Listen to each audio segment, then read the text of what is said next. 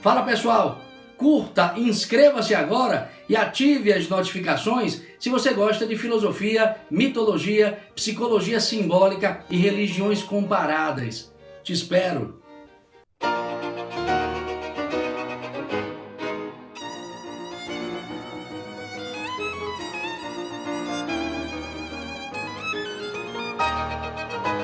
Então vamos embora, pessoal. Boa tarde a todos, abrindo oficialmente a live de hoje com o tema desejo versus felicidade. Como eu estava dizendo há pouco, duas instâncias, duas realidades muito presentes em nosso horizonte de consciência nos dias de hoje, porém, sendo, ao meu ver, muito mal compreendidas. Eu disse há pouco que a dimensão do desejo, claro, dimensão estruturante de nossa existência, é uma das dimensões estruturantes de nossa existência, porque dimensão de base da experiência humana. Porém, como disse, nós lidamos com isso de modo irresponsável, talvez porque não conheçamos efetivamente o motor desses tais desejos, dessas tais solicitações de nossa materialidade. Enfim, talvez porque pouco conheçamos efetivamente a origem dessas manifestações egóicas, que, claro, nos definem, como bem disse Freud. Nós somos uma usina de desejos, nós somos um ser desejante. Isso é fato inequívoco. E talvez, como disse, nossa falta de compreensão acerca disso nos leve a uma relação pobre com todas essas forças funcionais que nos atravessam. E, claro, felicidade, como eu disse também há pouco, é a grande mentira do nosso tempo. Para ser bem objetivo, é o grande mito de nosso tempo. O homem moderno acredita em felicidade. É engraçado que ele não acredita em Papai Noel, não acredita em, sei lá, coelhinho da Páscoa, mas acredita em felicidade. Isso é um mito, pessoal. Professor, então, em outras épocas, em outras sociedades, em outras culturas, nunca existiu este horizonte de realização da experiência humana, chamado de felicidade? Bom, não nos termos em que pensamos que tenha efetivo valor na nossa vida. Não nesses termos que nós elegemos para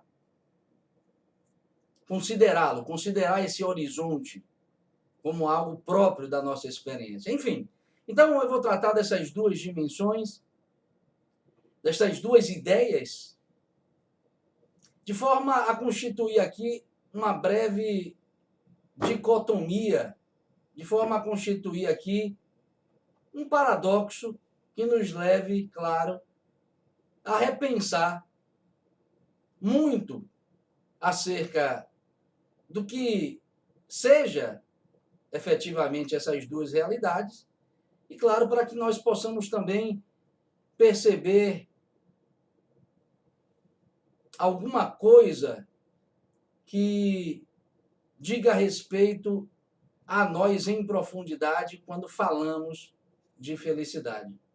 Eu não podia deixar de começar, uma vez que já citei o nome dele, não posso deixar de iniciar o que eu tenho a dizer sem mencionar o grande pai da psicanálise, Sigmund Freud.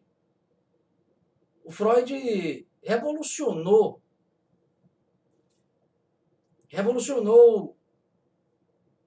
a psicologia com a sua teoria sobre o desejo.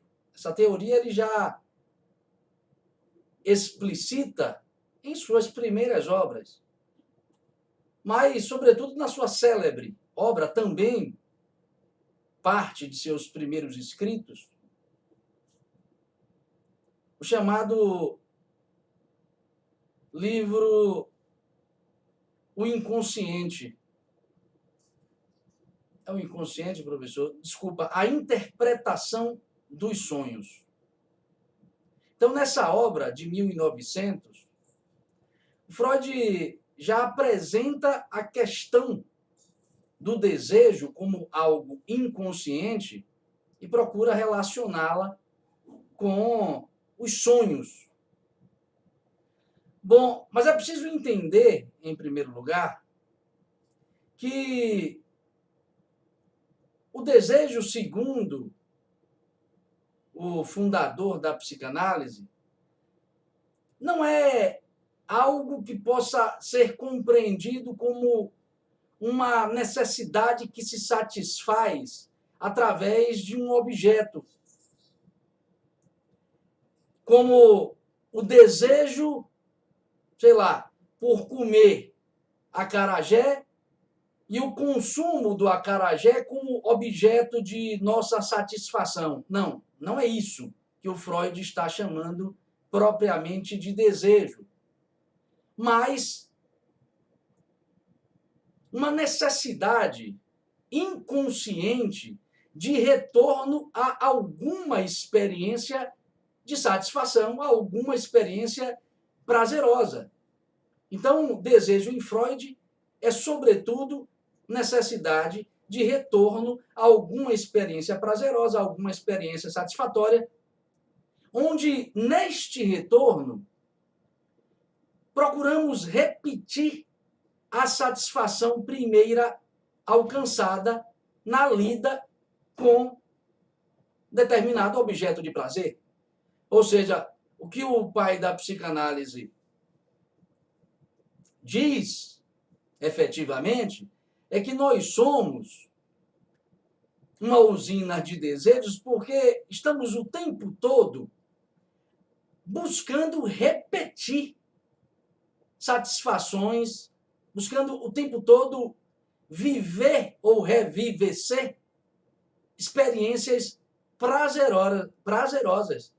Estamos o tempo todo buscando viver novamente as satisfações ou os prazeres que tivemos. E, claro, o caminho, dirá Sigmund Freud, o caminho mais fácil para essa revivescência, o caminho mais fácil para a obtenção deste prazer, é claro, a lembrança.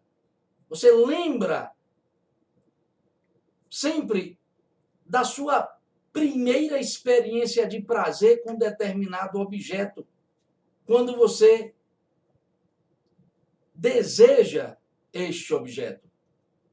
Então, fica fácil perceber que quando temos desejo de comer um acarajé, meio que inconscientemente nós lembramos da experiência que tivemos com o primeiro acarajé.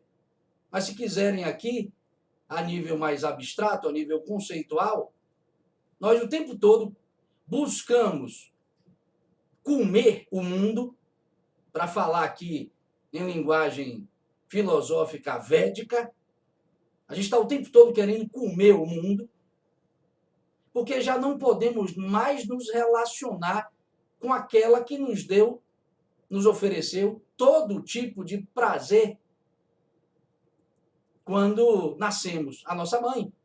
Uma vez castrada a nossa relação quase que simbiótica, quase que indissociável com a mãe, nós compensamos essa impossibilidade de alcance de prazeres com esse objeto, a gente compensa buscando o mundo, a gente compensa desejando o mundo.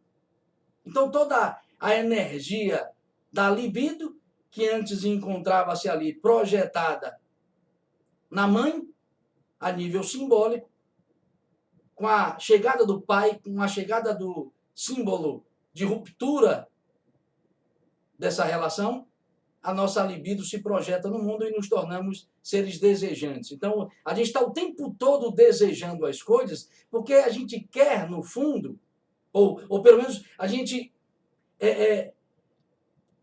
procura, com isso, retornar a essa experiência matricial, a essa experiência primeira de prazer que tivemos com a nossa mãe. Só que isso se dá no âmbito de uma inconsciência, é claro. Eu estou tentando aqui expor de modo bem geral, grosso modo,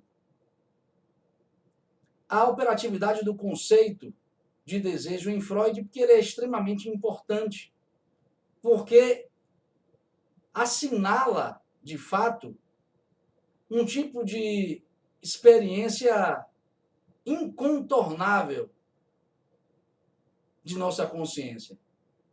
O Freud acertou aí. Nesse caso específico, parece ter acertado. Não dá para escaparmos desta pulsão.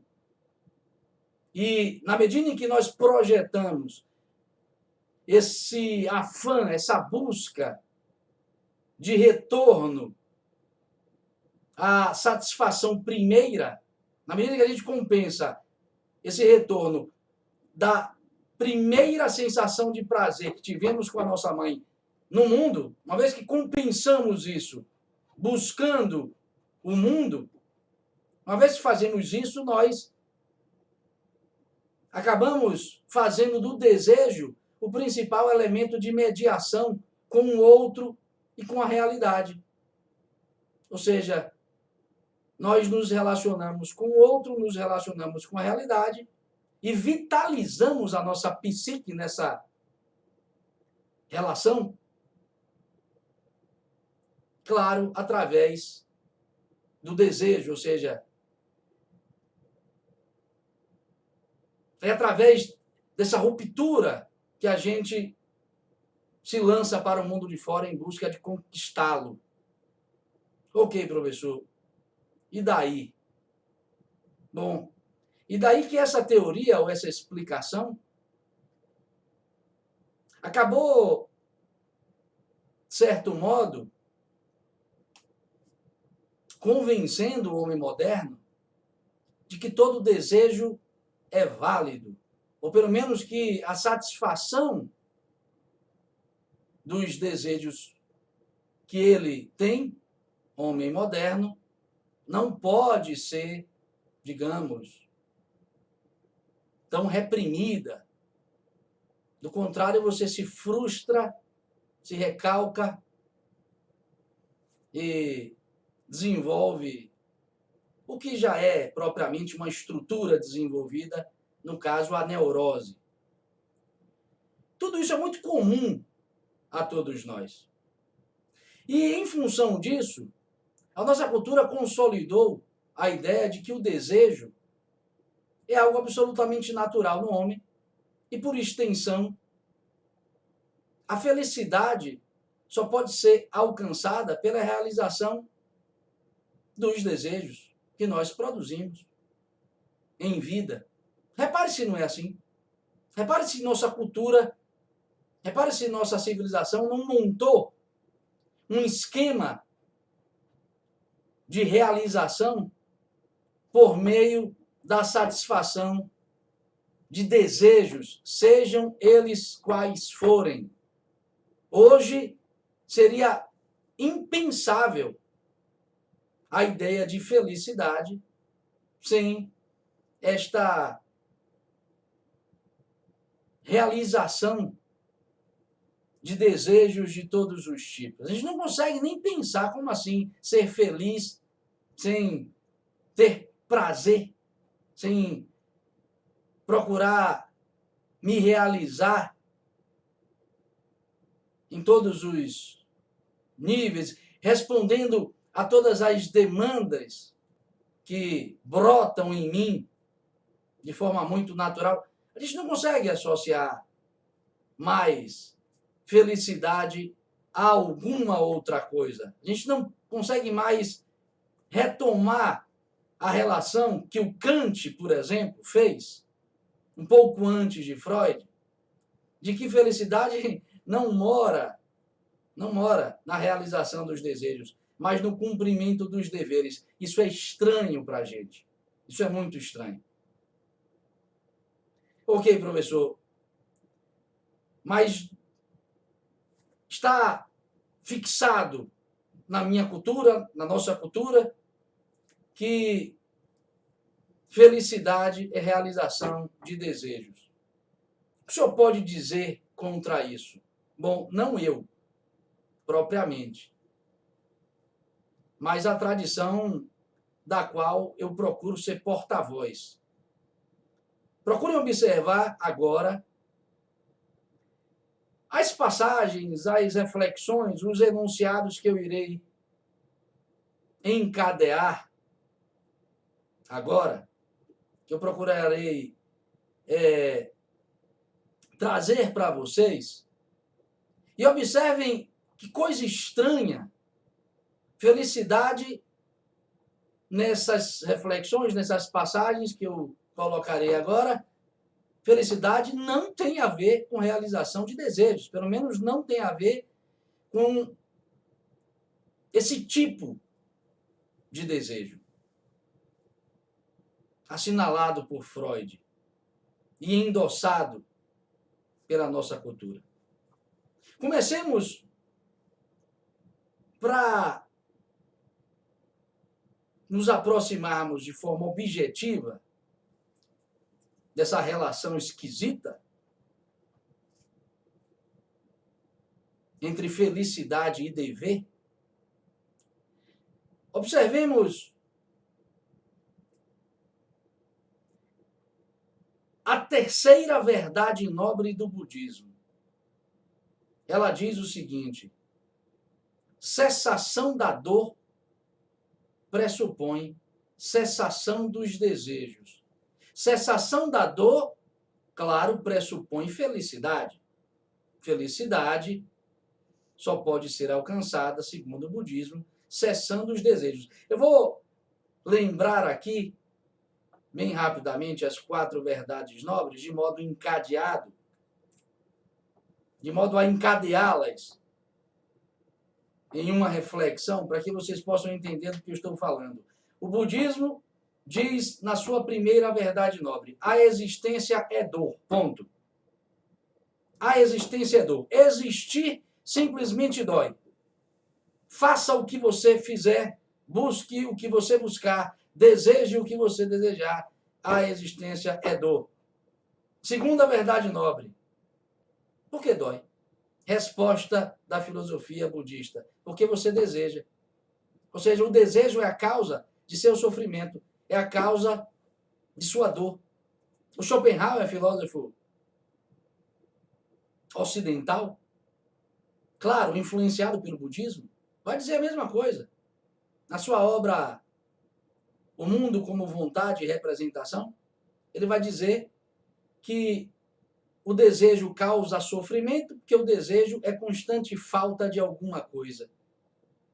Platão também dirá isso na sua obra Banquete. Mas fiquemos por hora aqui com o budismo e com Schopenhauer. Segunda verdade nobre do budismo: você sofre porque deseja. Terceira verdade nobre: cesse a dor, cesse o sofrimento de sua vida, torne-se feliz. Como? Vencendo esses desejos. Quarta verdade nobre: liberação dos desejos através do caminhar no chamado caminho óctuplo, que eu falei em alguma dessas lives anteriores. Então, repare que eu já estou no âmbito de uma ideia de realização ou de felicidade que não passa pela realização dos desejos, mas pela cessação deles. É, no mínimo, algo que merece muita reflexão. Porque confronta, afronta a nossa ideia de felicidade. Daí porque eu falei que ela é um mito. Porque é claro que você não será feliz realizando todos os desejos que tem. Claro que isso é falso. Por mais que a televisão lhe diga o contrário, por mais que a publicidade procure o tempo todo nos estimular a acreditar nisso, por mais que você acredite nisso, porque você nunca ouviu o contrário disso, por mais que você já esteja demasiadamente contaminado por essa ideia de felicidade, e é por isso que busca o tempo todo realizar os mais loucos desejos. Afinal de contas, você precisa ser feliz. Por mais que você esteja no âmbito desse tipo de pensamento, pois é, o budismo diz o contrário. Existe uma perspectiva filosófica que aponta para o contrário disso. E isso merece por si só atenção. Porque a felicidade aí está na direção oposta à realização dos desejos. Tem uma passagem muito interessante, uma anedota até. Quem estuda a filosofia grega geralmente a encontra em algum desses manuais de filosofia. Conta-se que Sócrates, passeando pelo mercado, foi interpelado por um transeunte, por uma pessoa que também estava ali na feira, perguntando: Sócrates, o que você faz aqui? E ele responde de pronto: estou olhando para essas quinquilharias todas, descobrindo o quanto eu não preciso dessas coisas para ser feliz. Ele diz o quanto não depende de nada disso para se autobastar, para ser autossuficiente, para ter autossoberania. Porque eudaimonia, palavra grega traduzida como felicidade para o latim, não tem nada a ver com realização de desejos, mas tem a ver com a superação deles. Felicidade em grego, eudaimonia, tem a ver com superação de desejos. Por isso eudaimonia, eu em grego bom, daimon alguma coisa como espírito, alguma coisa como inteligência superior. Eudaimonia é o estado de consciência de autossoberania, um estado de consciência em que a pessoa só depende dela própria para ser feliz. É posse de si mesmo, sem a dependência de qualquer outro elemento exterior, por exemplo. Então, observe que, novamente, eu estou aqui no âmbito de uma ideia de felicidade que se contrapõe à realização de desejos. Sócrates e sua túnica velha, furada, como é dito pelo seu interlocutor naquele diálogo de Xenofonte, memoráveis. Sócrates e sua túnica velha. Ele dialoga com um grego que lhe diz que como é que você pode ser feliz assim, vestido desse jeito, Sócrates? Túnica velha? Você não tem nada que lhe adorne? Como assim? Nada que denote em você algum tipo de dignidade? Sócrates diz: bom, meu amigo, mas a minha dignidade não é de caráter exterior, ela é interior. Por isso que eu não dependo de túnicas novas, belas, requintadas para ser feliz. Leia um diálogo que é maravilhoso. Aos meus alunos até enviarei isso em breve, esse trecho, esse diálogo. Uma outra passagem interessante, vocês encontrarão esta passagem logo no início da principal obra de Platão, a República. É massa esse diálogo, velho, muito legal. Logo no início da República, talvez nas, 5, 10 primeiras páginas. Sócrates, claro, principal personagem de Platão, passa na casa de um tal Céfalo, um senhor de idade, e no diálogo que trava com esse senhor, eis que Céfalo diz o seguinte a Sócrates: Sócrates, eu hoje vivo muito bem. Hoje eu posso dizer que sou efetivamente feliz, porque já não estou submetido à tirania de meus instintos. Eu não estou mais submetido ao que ele chama de hoste de tiranos, hoste de déspotas. Hoste é sinônimo de bando, de agrupamento, de grupo, de coletividade. Uma coletividade de tiranos não mais tiraniza Céfalo, porque, pela sua própria idade, ele já não sente as paixões que em juventude sentia e que o levou ao mundo. Repare, não está aqui em questão que tais experiências não sejam válidas. Só estou apontando para o fato de que existe uma outra experiência ou outras experiências que, segundo esses relatos, indicam que são mais prazerosas ainda, são ainda mais satisfatórias, porque pressupõem um encontro de cada um de nós com nossa própria alma. Então, o Céfalo, prenunciando o que o Platão irá desdobrar ao longo desta e de outras obras, diz que ter uma vida livre dos desejos é mais satisfatória do que ter uma vida em que possamos realizá-los. Olha que lucidez estremecedora. É muito interessante observar isso. E é interessante complementar essa passagem de Céfalo, de Platão, com uma passagem muito bonita, descrita por Dante no canto 27 da Divina Comédia. Eu adoro a Divina Comédia, eu acho que vocês já perceberam isso.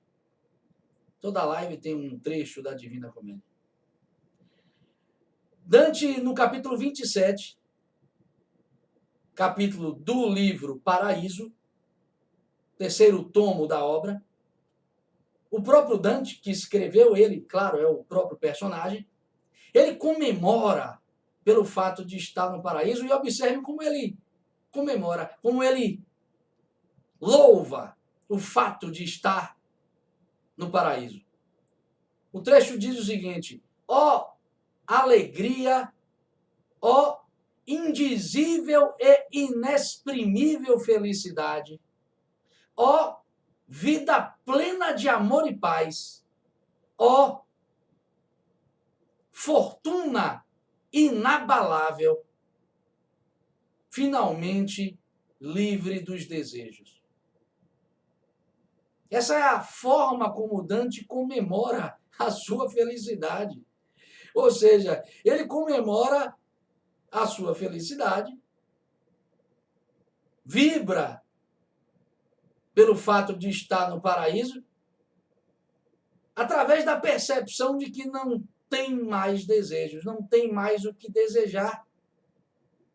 Então, novamente, através de uma passagem filosófica, eu endosso a ideia de que sim, existe uma tal felicidade que nós não conhecemos e que não tem nada a ver com a realização desses tais desejos, dessas tais pulsões instintivas, emocionais e mentais, que são próprias e concernentes ao nosso existir, à nossa experiência no mundo. Existe. É isso que eu estou tentando chamar a atenção. É para isso que eu estou tentando chamar a atenção de vocês. E para finalizar a passagem, essa eu vou pedir para meu querido Eloy ler aqui. Talvez seja a melhor. É de um filósofo pouco conhecido, mas sempre por mim citado, um filósofo francês chamado Maine de Biran. Olha o que ele escreveu. Esse fragmento eu não retirei de uma obra do Maine de Biran, mas sim, vale aqui ressaltar, da famosíssima obra de Aldous Huxley, Admirável Mundo Novo, que é uma obra que trata de um mundo em que a felicidade é alcançada através da realização imediata de todos os desejos humanos. É uma crítica à nossa civilização. E olha que o Aldous Huxley, no instante mesmo em que escrevia essa obra, imaginando que esta tal sociedade por ele descrita só aconteceria, segundo ele próprio diz num outro texto, chamado Retorno ao Admirável Mundo Novo, só aconteceria 600 anos depois, mas ele já começa a perceber que ela já está acontecendo. Ele não é, obviamente, da época desse frisson cultural que nos impele a realizar todo tipo de desejo para ser feliz, principalmente o desejo sexual. Porque hoje há um apelo constante à realização ou à conquista da felicidade através da realização sexual. Há um apelo gritante. O homem hoje acredita que será feliz pondo como centro de gravidade de sua experiência no mundo a sua sexualidade. Ele caiu na mais terrível cilada que poderia ter caído. Ele já embarcou nessa. A nossa cultura nos estimula a acreditar nisso de todos os lados, meu amigo. E é por isso que eu costumo dizer que nossa cultura está contra nós. Não é que não tenhamos cultura, como escrevem alguns filósofos contemporâneos, de forma provocativa, é claro. Não é que a nossa cultura transformou-se em indústria cultural, como diz o Theodor Adorno e o Max Horkheimer, naquela obra Dialética do Esclarecimento.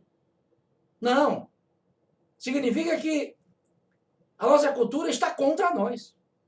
Ou seja, ela já nem mais cumpre a sua função elementar, que é a de fornecer as referências básicas de humanização do próprio homem. Ela já não cumpre nem mais o seu papel elementar, porque ela agora se transformou numa maquinaria de animalização. E por isso ela hoje nos provoca a acreditar que é através da sexualidade que nós nos tornaremos felizes, e é justamente isso que o Aldous Huxley apresenta em sua obra Admirável Mundo Novo. Rompidas todas as barreiras que impedem que o homem realize os seus desejos, eis que alcançaremos a felicidade, segundo Aldous Huxley. Huxley. Mas vá lá ler o livro para identificar que felicidade é essa. Vá lá. O Deus em questão é Ford. E a relação sexual tornou-se prática educativa implementada na vida da criança desde a mais sua tenra idade. É isso que é descrito na obra. Por que constranger-se com sexo com crianças? Por quê? Não sei nem se pode falar isso. Isso vai para o YouTube. Existe a tal da censura aí, enfim. Mas é isso que é dito na obra de Aldous Huxley. Foi abolido, inclusive, isso, como caminho de felicidade. E estamos começando a ingressar nessa loucura. Se vocês, obviamente, estão atentos, isso é uma verdade que hoje já aparece aí no horizonte da nossa tal felicidade pós-moderna. Mas, enfim, procurem ler essa obra porque ela é muito interessante.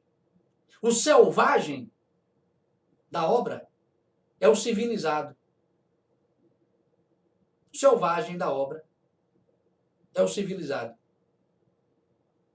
Ele tem em mãos uma obra rara e não entende por que ninguém mais lê o que ele lê.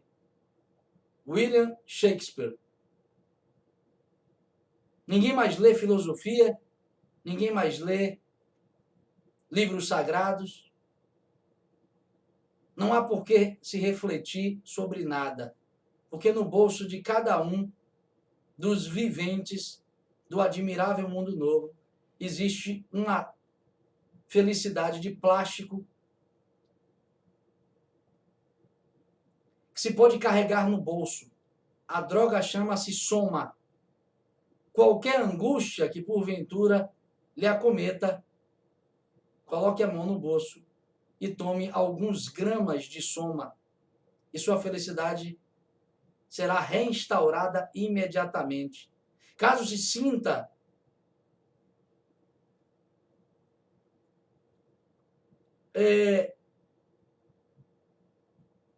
constrangido por algum desejo sexual, ora, busque satisfação com o corpo de qualquer um, porque na sociedade do admirável mundo novo, todos são de cada um. Ou ninguém é de ninguém, porque todos se pertencem. É para onde nós estamos caminhando. Eu retirei esse trecho de Maine de Biran desta obra. É o momento em que um dos responsáveis por essa maquinaria, a maquinaria do mundo novo, dialoga com o selvagem. E ele apresenta, ele tira do cofre um livro, 2 livros, na verdade, um deles é o de Maine de Biran, e diz ao selvagem, observe o que esse filósofo diz, isso não nos serve mais. Só que para nós aqui serve. E é por isso que eu vou ler para fechar essas citações que apontam para a ideia de que felicidade pode ser sim alcançada, e talvez de fato ela seja isso, pode ser sim alcançada através da sublimação ou da transcendência dos desejos por nós sentidos a nível egóico. Manda ver, Eloy. Dizem que é o medo da morte e do que vem depois da morte que leva os homens a se voltarem para a religião à medida que os anos se acumulam. Todavia, A experiência pessoal me trouxe a convicção de que, completamente à parte de tais temores e imaginações, o sentimento religioso tende a desenvolver-se quando envelhecemos. Tende a desenvolver-se porque, à medida que as paixões se acalmam, que a fantasia e a sensibilidade vão sendo menos excitadas e menos excitáveis, a razão é menos perturbada em seu exercício, menos obscurecida pelas imagens, desejos e distrações que a absorviam. Então, Deus emerge como se tivesse saído de trás de uma nuvem. Nossa alma vê, sente a fonte de toda a luz, volta-se natural e inevitavelmente para ela. Porque, tendo começado a esvair-se dentro de nós tudo aquilo que dava ao mundo das sensações sua vida e seu encanto, sentimos a necessidade de nos apoiarmos em algo que permaneça, que nunca nos traia, ou seja, numa realidade mais verdadeira, absoluta e eterna. Sim, voltamos-nos inevitavelmente para Deus, pois esse sentimento religioso é por natureza tão puro, tão delicioso para a alma que o experimenta, que compensa todas as nossas outras perdas. Fabuloso, gente. Eu traduziria, me veio à cabeça agora quando o Eloy estava lendo, eu traduziria este trecho melhor, eu o sintetizaria com aquele trecho belíssimo da música de Gilberto Gil, Se Eu Quiser Falar com Deus. Eu acho que é logo no início. Gil diz assim: se eu quiser falar com Deus, tenho de folgar os nós do sapato, das gravatas, dos desejos, dos receios. Se eu quiser falar com Deus, tenho que folgar os nós dos desejos. E falar com Deus, aí nos termos filosóficos expostos pelo filósofo Maine de Biran, é o que efetivamente nos torna felizes. Só que os mais novos dificilmente entenderão o que é isso. Diz o Maine de Biran e diz o Platão também. Os mais novos precisarão se esforçar para entender e conhecer esse tipo de felicidade. Agora, os mais velhos, dizem estes filósofos, tenderão inevitavelmente para isso, ou para compreender a felicidade dessa perspectiva. Tenderão a se aproximar desse tipo de compreensão. O Carl Gustav Jung também, em sua obra, irá sinalizar esta tendência como um fenômeno próprio do envelhecimento. Isso começa, segundo Jung, com o que ele chama de metanoia. Metanoia é uma virada do espírito, ou para o espírito. Nous, noia, nous em grego é espírito. Meta é além. A palavra em si indica algo como uma virada de consciência para o que efetivamente vale. Porque os que envelhecem, professor, tendem a se inclinar para esse tipo de felicidade ou para o entendimento de que felicidade é isso? Ora, pois, diz o Céfalo, na obra A República de Platão, as paixões cessam de repuxar a consciência. As palavras são estas. As paixões, diz Céfalo a Sócrates, cessam de repuxar a consciência e nos conduzem a uma maior liberdade. Então, é muito interessante observar que existe este horizonte para além do que está posto hoje como paradigma de realização pela nossa cultura. Existe um horizonte secreto, oculto, de realização, ou um horizonte escondido da ideia de felicidade, um horizonte de realização que não aparece nos dias de hoje, mas que talvez guarde a efetiva e verdadeira felicidade. Por fim, para finalizar, independentemente disso ser um processo natural, ou seja, independentemente de tendermos a isso à medida em que amadurecemos, à medida em que envelhecemos, nós, novos e velhos, deveremos tomar esta responsabilidade ou este dever de conquistar este horizonte oculto como algo importante já a nós no dia de hoje, aqui e agora. Porque se a verdadeira felicidade encontra-se nesse encontro com algo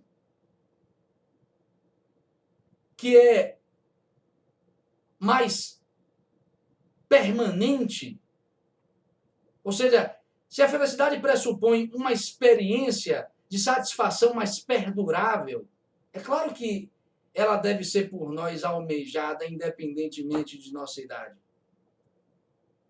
Mas, professor, eu sou novo. Em mim pulsam desejos que me projetam o tempo todo no mundo em busca de realizações. O que me cabe ante a isso? Não negue-os, meu amigo.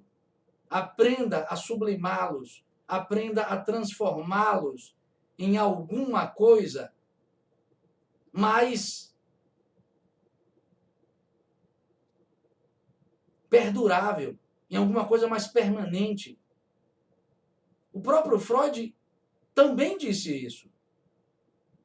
A sublimação dos desejos ou a transmutação dessas pulsões em outros desejos é talvez o que você precise viver para entender efetivamente o que é felicidade. Transforme os seus desejos vulgares, transforme suas inclinações e tendências para o ordinário em força impulsionadora de sua consciência para o alto. É isso que efetivamente te aproximará da verdadeira felicidade. E isso pode ser buscado por qualquer pessoa, independentemente da idade. Se os jovens acham que não, que devem viver as coisas de modo a se entregar nesse tipo de realização, de desejos a qualquer preço, é porque simplesmente não tiveram contato com a verdadeira educação, com a verdadeira filosofia ou com uma cultura de verdade. Por isso não podem pensar diferente. É só por isso. Porque a lucidez, a fortaleza interior e a confiança em si mesmo só vai ser por você alcançada na medida em que você aprender a aumentar o tempo entre o desejo que surge e a consumação dele em ato. Ou seja, maduro é o homem que consegue aumentar, com o passar do tempo, o tempo entre um desejo ordinário, egóico, insurgente, entre esta coisa que brota, surge e nos toma com a sua consumação e buscando este aumento para canalizar essa força contida,